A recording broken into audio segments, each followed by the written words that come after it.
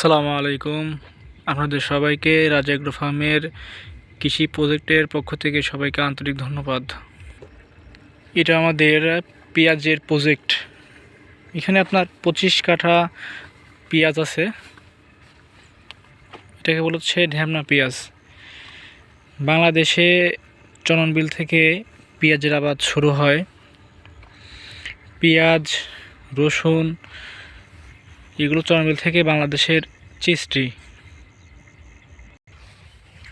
আল্লাহর রহমতে আমাদের এই পেঁয়াজের যে প্রজেক্টটা করেছি আমরা, তো পেঁয়াজটা আশা করি খুব ভালো ফলন দিবে। এখন পর্যন্ত গাছের কোনো সমস্যা আমরা দেখতে পাইনি।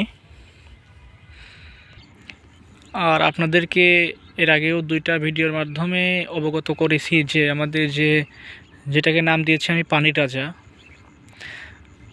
পানির রাজা দিয়ে আজকে রসুনের ক্ষেতে পানি দেওয়া হচ্ছে। এখান থেকে প্রায় ওই যে রাস্তা দেখতে পাচ্ছেন, একদম রাস্তার ধারে, অনেক দূরত্ব। আর একে পানির রাজা নামটা দেওয়ার কারণ হচ্ছে যে পরিমাণ পানি আসলে সাপ্লাই করে, আসলে এটাকে নাম দেওয়ার রিজন এটাই।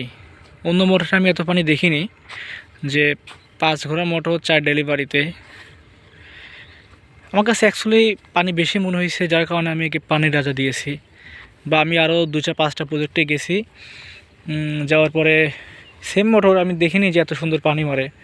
কিন্তু আমাদের যেটা দেখতেছি বা যেটা মোটর নাভাই দিচ্ছি, এটাতে অনেক ভালো পানি সাপ্লাই দিচ্ছে।